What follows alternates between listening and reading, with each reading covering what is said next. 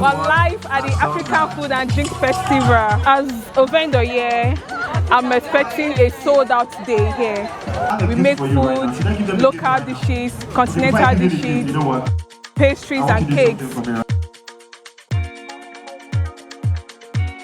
We're here today at the African Food Fest. As the name implies, food first. We have food, drinks and health. Our main aim of coming here today is just to showcase what we have, what we can do, meet different audience. We bring the fun to your doorsteps. We have ranges of drink from cocktail, mocktails, milkshake and all. We are your perfect event solution.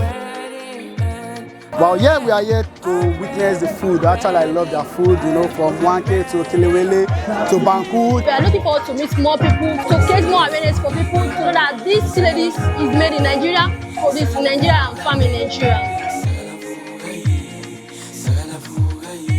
Partnering with African Food and Drink has really been a really interesting collaboration. It has really been a great one. Today's event, you know, as you've seen, was really amazing. This is definitely an event you want to be part of.